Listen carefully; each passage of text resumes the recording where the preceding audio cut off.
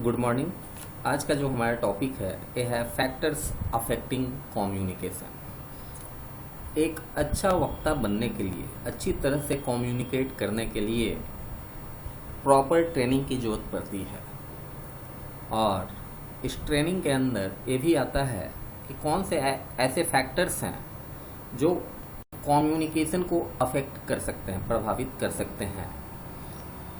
तो उनको आज हम लोग देखेंगे। आज का जो मॉडर्न कम्युनिकेशन है वो काफ़ी जटिल प्रक्रिया है और इसमें ह्यूमन बींग्स, इंस्ट्रूमेंट्स जैसे लैपटॉप, मोबाइल फ़ोन्स, स्मार्टफोन्स, इनका इस्तेमाल होता है और इनके थ्रू हम कम्युनिकेट करते हैं। इसके अलावा भी बहुत सारे फैक्टर्स होते हैं जो सेंडर और रिसीवर को, दोनों को दिमाग में रखना चाहिए कि कौन से ऐसे फैक्टर्स हैं जिससे कम्युनिकेशन बाधित हो सकता है। जैसे मैंने पहले आपको बताया था कि कम्युनिकेशन अगर दो लोगों के बीच में हो रही है तो वो सही है, लेकिन अगर वहाँ पे आप जब कम्युनिकेट कर रहे हैं तो तीसरा व्यक्ति अगर वहाँ पे बैठा हुआ है तो वो आपके कम्युनिकेशन पे इफेक्ट डालता है।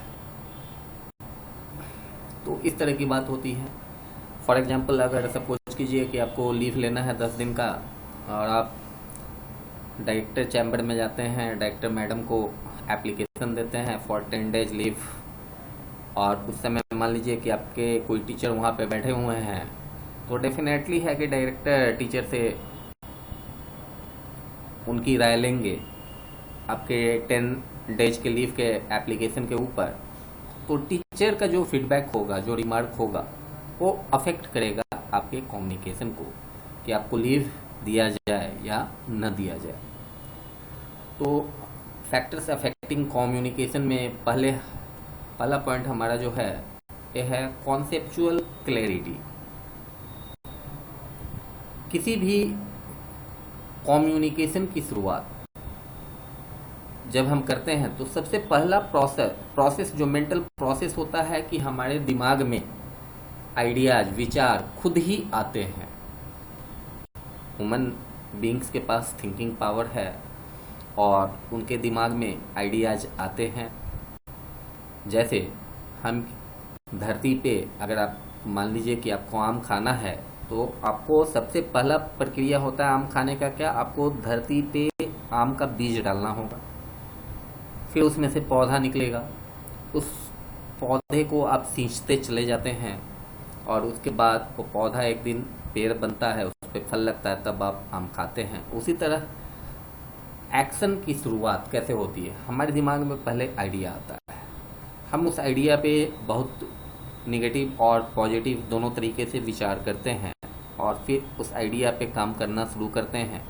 और जब हम मेहनत करके काम करते हैं तो फिर क्या होता है, हमारी मेहनत से वो आइडिया एक दिन बड़ा रूप में, फिजिकल रूप में धरती पे दिखने लगता है और उससे फिर फल आता है। तो एक कॉन्सेप्ट है। तो हमारा जो विचार हमारे दिमाग में आता है वही मैसेज का रूप लेता है और उसको हम ट्रांसमिट करते हैं किसी पर्टिकुलर रिसीवर को। इसके लिए, ट्रांसमिट करने के लिए हम कोई भी मेथड्स का इस्तेमाल कर सकते हैं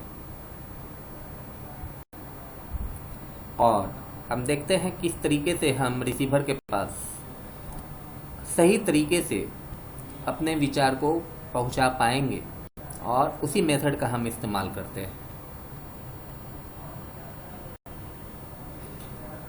हमारे दिमाग में जो आइडिया, जो विचार आते हैं उसको हम बढ़िया से डेवलप करते हैं,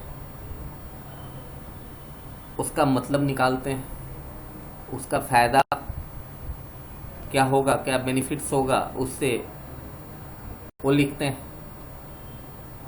अगर कोई इंसान अपने विचार के बारे में पूरी तरह से क्लियर नहीं है तो वो दूसरे को भी नहीं समझा सकता। पहले तो आपको, आपके दिमाग में कोई आइडिया आता है तो उस पर आप खुद ही विचार कीजिए, उससे क्या फ़ायदा है, क्या उसका एडवांटेज होगा, क्या नुकसान होगा, तभी आप दूसरे को भी समझा सकते हैं। जब तक आप खुद ही क्लियर नहीं होंगे तब तक आप दूसरे को भी कन्विंस नहीं कर पाएंगे।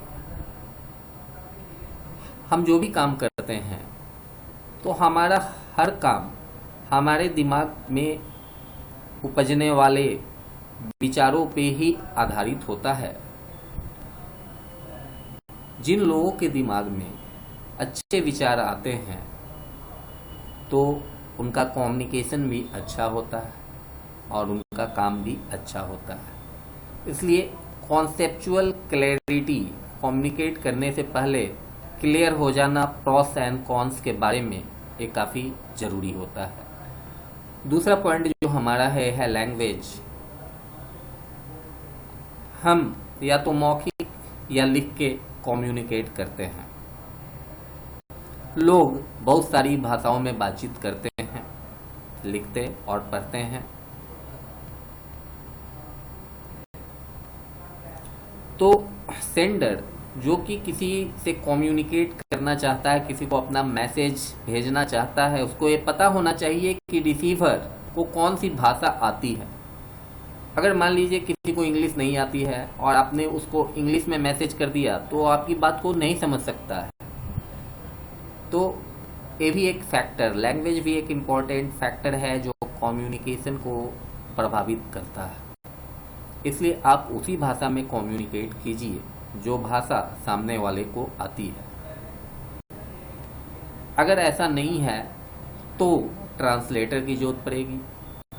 कंप्यूटर साइंस के अंदर असेंबलर, कंपाइलर और इंटरप्रेटर, ये 3 ट्रांसलेटर हैं जिसका इस्तेमाल हम लोग एक भाषा को दूसरी भाषा में कन्वर्ट करने के लिए करते हैं।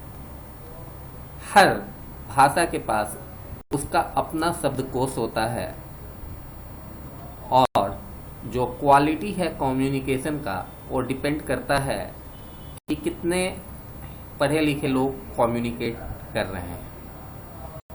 लेकिन लैंग्वेज भी एक इम्पॉर्टेंट फैक्टर है, इस पे आपको ध्यान देने की ज़रूरत है।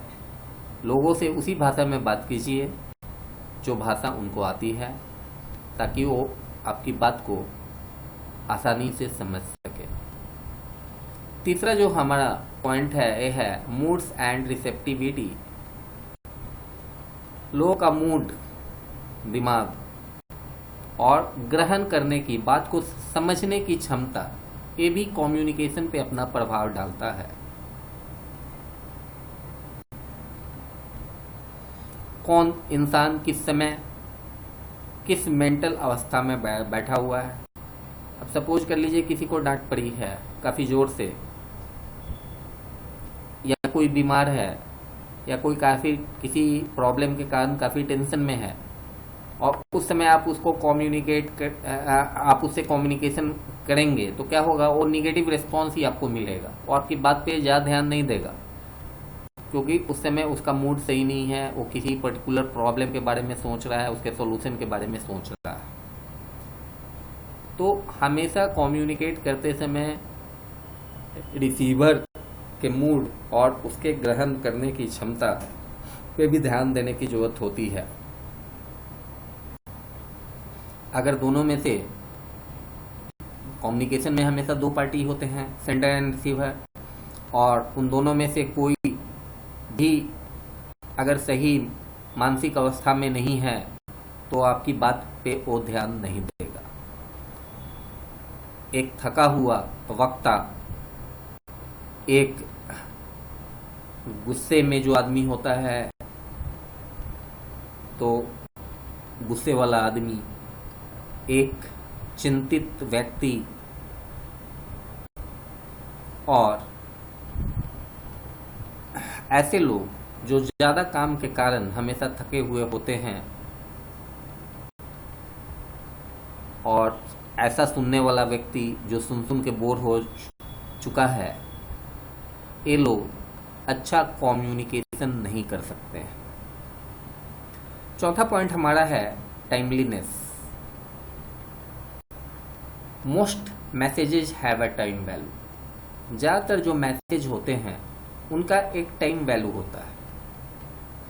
अगर वो सही समय तक डिलीवर हो गया, रिसीवर को मिल गया, तो उसकी वैल्यू है, और अगर वो टाइम पास करने के बाद अगर वो मिला तो उसकी कोई वैल्यू नहीं। तो अगर किसी इंसान को सही समय पे खबर मिल जाती है तभी वो उस खबर का लाभ उठा सकता है,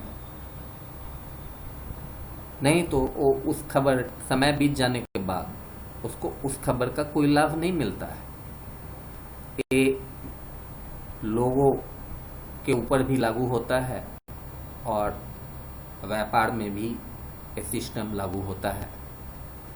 फॉर एग्जाम्पल, कोई इनविटेशन कार्ड है किसी शादी का और आपको शादी के बाद मिलता है तो उसकी कोई वैल्यू नहीं। या कोई नोटिस है किसी मीटिंग के बारे में कि इस दिन इतने बजे से कोई मीटिंग है और आपको मैसेज मीटिंग के टाइम के बाद मिलता है तो उसकी भी कोई वैल्यू नहीं है। इसलिए हमेशा मैसेज का देखना चाहिए कि इसका क्या टाइम वैल्यू है, कितने समय में मैसेज रिसीवर को डिलीवर हो जाना चाहिए और सही समय पे मैसेज हमारा किस मीडियम के द्वारा रिसीवर तक पहुंचेगा। बहुत सारे मीडियम्स हैं, जैसे कुरियर्स है, टिलेक्स है, फैक्स है,